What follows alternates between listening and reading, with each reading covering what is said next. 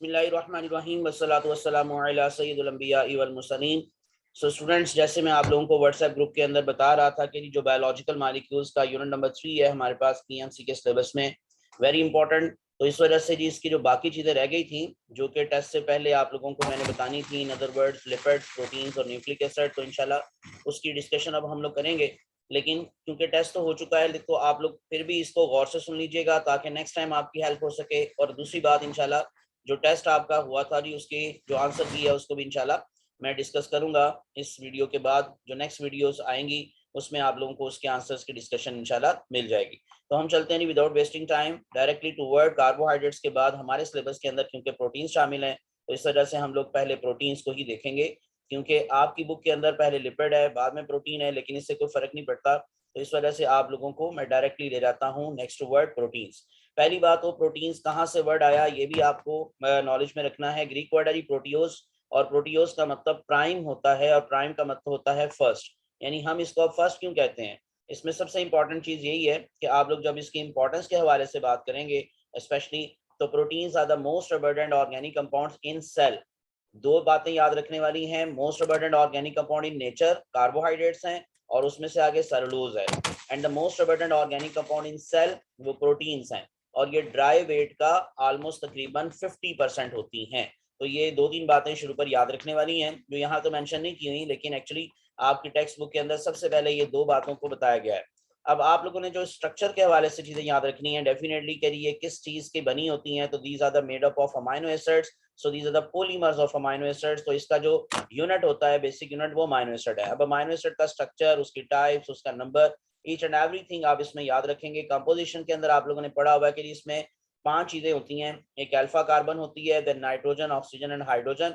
तो इसके अलावा कार्बोक्सिलिक ग्रुप आप लोगों को एक तरफ मिलेगा, जैसे ये स्ट्रक्चर बना हुआ है आपको पता होगा, और अमाइनो ग्रुप एक तरफ मिलेगा। फिर अल्फा कार्बन के एक तरफ आर ग्रुप होता है, और ये आर ग्रुप ही हर अमाइनो एसिड का दूसरे अमाइनो एसिड से डिफरेंट होता है। तो इसकी बेस पर अब कितनी टाइप्स होती हैं अमाइनो एसिड्स की। सो सेकंड पॉइंट पे लिखा हुआ है जैसे, तो आप लोग इसको याद रख लेंगे 170 टाइप्स होती हैं किसके अंदर, एक सेल के अंदर या टिश्यूज के अंदर। और अगर इन केस आप बात करेंगे जी प्रोटीन के हवाले से, तो 25 are the components of proteins, and then आपने ये भी बात पढ़ी होती है कि 20 टाइप्स जो हैं वो मोस्ट ऑफ द प्रोटीन्स के अंदर हैं। यानी आपको ये अभी तीन बातें हो गई जिनको मैंने हाईलाइट कर लिया है। पहली बात तो ये total number of types of amino acid किसी टिश्यू सेल में 170 है। Most of the time proteins के अंदर 20 टाइप्स के अमाइनो एसिड्स होते हैं, लेकिन 25 तक हो सकते हैं, उससे ज्यादा नहीं। तो इस वजह से the total number of types of amino acids in a protein 25, most of the proteins contain 20 and the total number of types in a cell or tissue 170। उसके बाद फिर आर ग्रुप के हवाले से जैसे आपको बताया जाता है कि ये आर ग्रुप डिफरेंट है, तो फिर आर ग्रुप में एग्जाम्पल दी जाती है आपकी बुक में, जैसे हाइड्रोजन की एग्जाम्पल है तो ये किस में होगा जी, ग्लाइसिन में। अब ग्लाइसिन के बारे में एक और छोटी सी इंपॉर्टेंट इन्फॉर्मेशन माइंड में रखनी है कि that is the smallest amino acid, क्योंकि इससे छोटा फंक्शनल ग्रुप आर ग्रुप किसी के पास भी नहीं है। That's why the glycine is the shortest, smallest, simplest, कुछ भी आप इसको कह ले। तो ये सबसे सिंपलेस्ट, सबसे सिंपल और सबसे छोटा वाला अमाइनो एसिड है। और उसके बाद फिर अगर आर ग्रुप की जो दूसरी एग्जांपल है आपकी बुक में वो भी याद रखनी है, मिथाइल के साथ रिप्लेस कर दिया जाए तो देन क्या बन जाएगा जी, एलानीन। अब ग्लाइसिन और एलानीन आपस में जब अटैच होंगे तो उससे बनेगा glycyl alanine which is a dipeptide. तो डाइपेप्टाइड के बारे में एक बड़ी इंपॉर्टेंट इन्फॉर्मेशन कि जब ये डाइपेप्टाइड बनता है तो बेसिकली उनको आपस में जोड़ता है कौन, अमाइनो एसिड्स को, वो एक पेप्टाइड बॉन्ड जोड़ता है। अब पेप्टाइड बॉन्ड बनने के लिए कार्बोक्सिलिक ग्रुप अपना हाइड्रोक्सिल देता है जो फर्स्ट अमाइनो एसिड है, और जो दूसरा अमाइनो एसिड एलानीन है वो अपना हाइड्रोजन दे रहा है, तो ये वाटर बन के बाहर आएगा। और इस वाटर के निकलने को हम एक तो कहेंगे डिहाइड्रेशन सिंथेसिस, ठीक है ना, डिहाइड्रेशन सिंथेसिस। और दूसरा नाम इसके लिए हम क्या बोलेंगे, कंडेंसेशन। ये भी इंपॉर्टेंट बात है जी, आप लोगों ने याद रख लेना है कि जब भी वाटर मॉलिक्यूल्स की रिमूवल हो और दो चीजें आपस में जुड़ जाएं तो that will be known as condensation, और इसका ऑपोजिट क्या होता है, हाइड्रोलिसिस। यानी कि एडिशन ऑफ वाटर मॉलिक्यूल से अगर चीजें ब्रेक होती हैं, उनका बॉन्ड टूट जाता है तो उससे बनता है, तो उस प्रोसेस को हम कहते हैं हाइड्रोलिसिस। तो इसका मतलब एक चीज ध्यान में रखने वाली है कि दो अमाइनो एसिड जब आपस में जुड़ जाएंगे तो फिर क्या वो दोनों कंप्लीट अमाइनो एसिड्स होंगे, नो, बिकॉज एक ने अपना हाइड्रोक्सल ग्रुप जो है वो उसमें से रिमूव किया और एक ने हाइड्रोजन, तो डेफिनेटली फिर ना ये कंप्लीट अमाइनो एसिड रहा ग्लाइसिन और ना ये एलानिन रहा। तो ये मिलकर तो ग्लाइसाइल एलानिन कहलाएगा, but now these are the 2 amino acid sub units. ये बड़ी इंपॉर्टेंट बात कि डाइपेप्टाइड के अंदर 2 अमीनो एसिड्स कंप्लीट नहीं होते, बल्कि क्या होता है 2 amino acid sub unit. Some time किसी बुक के अंदर इसको रेजिड्यू भी कहा जाता है, 2 अमीनो एसिड रेजिड्यूज, ठीक है। और जब इनकी हाइड्रोलिसिस होगी, यानी किसी डाइपेप्टाइड की अगर हाइड्रोलिसिस होगी, वाटर दोबारा वापस अंदर आएगा, तो फिर जो रिजल्ट आएगा वो आएगा 2 अमीनो एसिड्स, देन सब यूनिट्स नहीं आएगा। यानी मोस्टली जैसे कार्बोहाइड्रेट्स की डेफिनेशन में आपने पढ़ते हैं कि these are the complex molecules which on hydrolysis produce polyhydroxyaldehyde ketone subunits, वहां सब यूनिट्स का वर्ड आता है। लेकिन यहाँ पर हाइड्रोलिसिस के बाद आपने बताना है कि 2 अमीनो एसिड्स, लेकिन ज्वाइन होने के बाद वो 2 अमीनो एसिड्स के सब यूनिट्स होते हैं, उनके रेजिड्यूज होते हैं। और एक और बात कि डाइपेप्टाइड में पेप्टाइड बॉन्ड कितने होते हैं? ओनली 1। ट्राइपेप्टाइड में 2, टेट्रापेप्टाइड में 3। इन अदर वर्ड्स जो चेन होती है उसमें जितने अमीनो एसिड्स होते हैं, पेप्टाइड बॉन्ड का नंबर उससे 1 कम होगा। अगर 10 अमीनो एसिड की चेन है तो उसमें पेप्टाइड बॉन्ड की तादाद 9 होगी। तो इस तरह से कोई भी आपको नंबर अगर इन केस दिया जाए तो उससे आप लोग आंसर आसानी से दे सकेंगे। Next one, structures of proteins. अब स्ट्रक्चर्स डिपेंड करते हैं किसके ऊपर? दूसरी बात, इनको क्या बोला जाता है? लेवल्स। तो इनको कहा जाता है levels of organisations of proteins. So you know that there are the 4 levels of organization: primary, secondary, tertiary and quaternary. But on which basis? अब आपने बेसिस याद रखनी है, ये 3 बेसिस आपको बताई गई हैं। So number 1, number of amino acids, number 2, types of amino acids and number 3, arrangement of amino acids। बल्कि types of amino acids की बजाय ना यहाँ पर एक्चुअली गलती है, मैं इसको सही कर देता हूँ दोबारा से। सीक्वेंस, आप याद रख लें कि सीक्वेंस ऑफ अमीनो एसिड्स, ठीक है। बेसिकली आप लोगों को टाइप्स तो 20 ही रहेंगी। ये इंपॉर्टेंट एक दोबारा से पॉइंट जरा क्लियर कर लीजिएगा, क्योंकि मैंने आपको जैसे कहा कि ये जो टाइप्स हैं ये तो 20 ही रहेंगी, लेकिन अगर इन केस आप लोगों की बात अगर सीक्वेंस के हवाले से कही जाएगी तो वो डिफरेंट हो जाएगी, ठीक है। जो सीक्वेंस होता है वो डिफरेंट होता है एक चेन का दूसरी चेन से, बट टाइप्स हर एक में 20 ही होती हैं। तो दैट्स व्हाई टाइप सेम होती हैं स्ट्रक्चर्स के अंदर, but the sequence and the number and the arrangement, ये चीजें 3 डिफरेंट होती हैं जो कि स्ट्रक्चर्स को डिटरमिन करती हैं। और एक और चीज इसमें होती है, वो होती है शेप ऑफ द मॉलिक्यूल, कि वो जो शेप बनी वो कौन सी वाली बनी। मैं इसको भी जरा मेंशन कर देता हूं, that is the shape of molecule, क्योंकि शेप पे भी डिपेंड करता है किसी हद तक स्ट्रक्चर। जैसे आपने पढ़ा होता है कि अगर इनके स्ट्रेट चेन होगी तो जारी बात है फिर वो प्राइमरी स्ट्रक्चर होगा, अगर उसमें फोल्डिंग शुरू हो जाएगी तो फिर वो सेकेंडरी में चेंज हो सकता है, फिर वो ग्लोब्यूलर शेप में आ गया तो टर्शरी हो सकता है। तो इस तरह से आप लोगों को शेप पर भी ये स्ट्रक्चर डिपेंड करते नजर आते हैं। उसके बाद हम चलते नहीं जरा प्राइमरी स्ट्रक्चर की डिटेल में, क्या क्या याद रखने वाली बातें हैं। नंबर 1 कि इसमें 2 चीजों को इंपॉर्टेंस देनी है, नंबर एंड सीक्वेंस।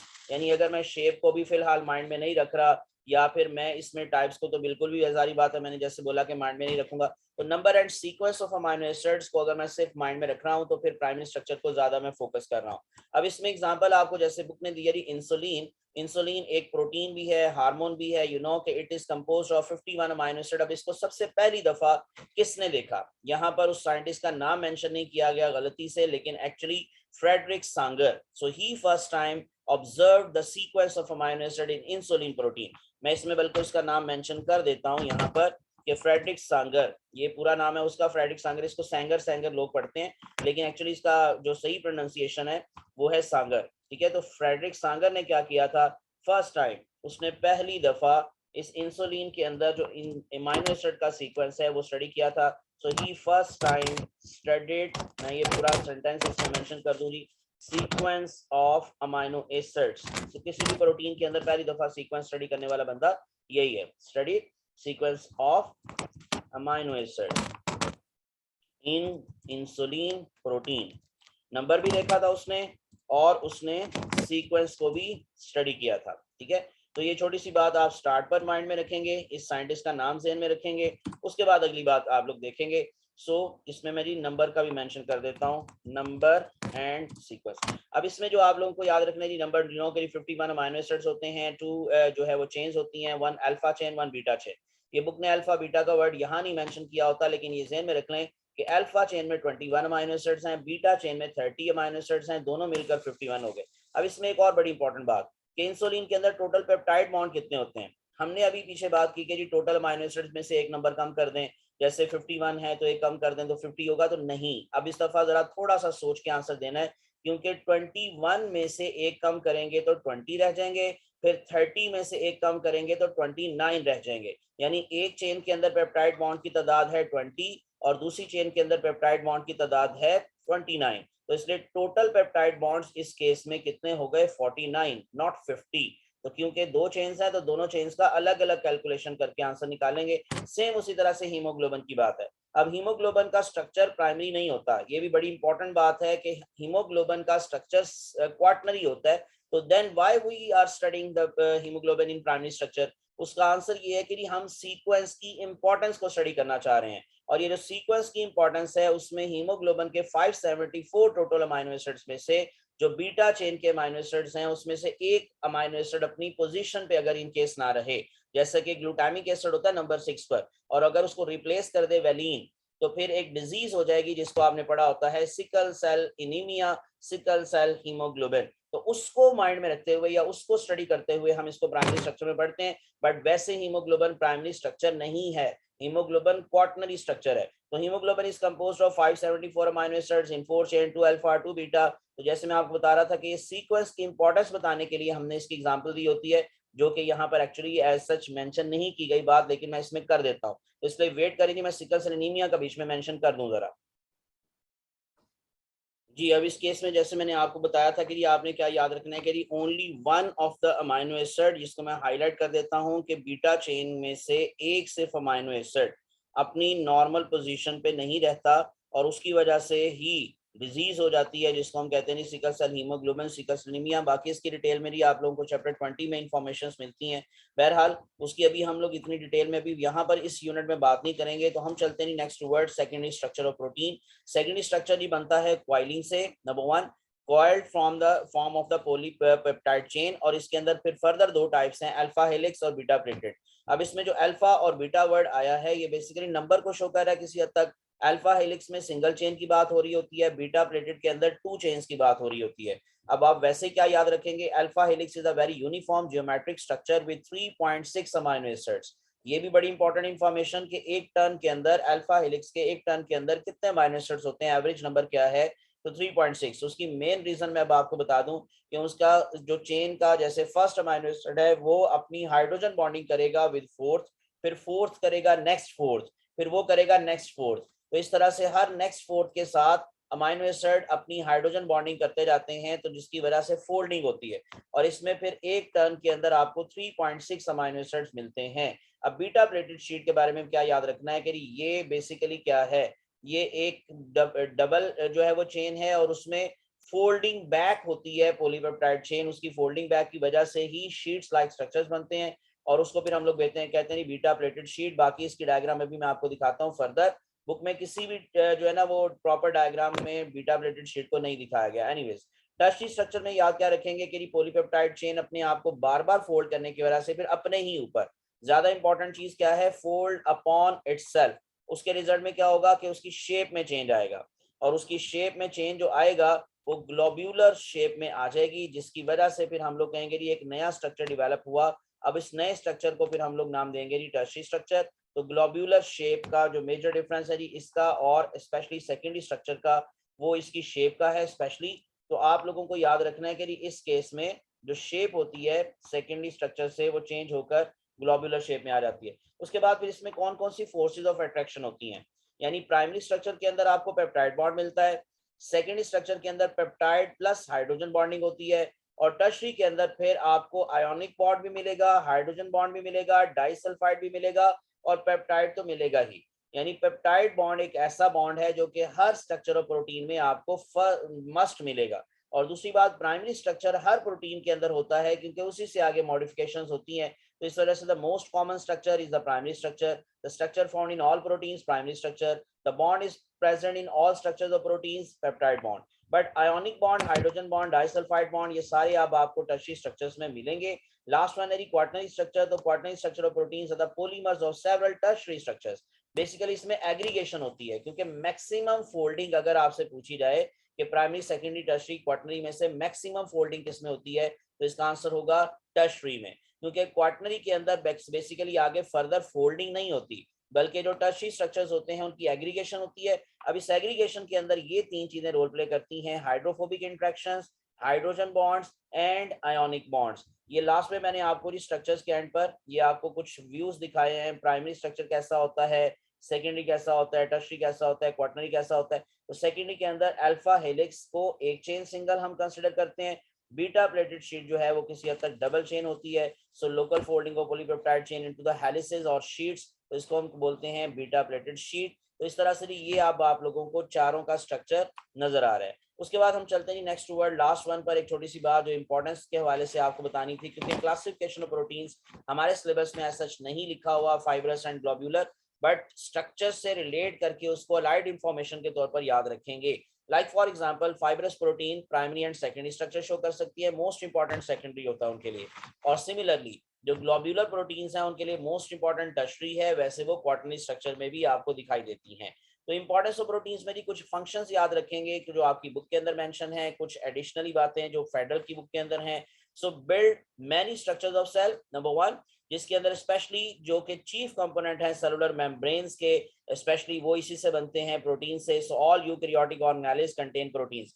दूसरी बात, ऑल एंजाइम्स आर प्रोटीन्स, जितने भी एंजाइम्स हैं they are proteins, they control the whole metabolism.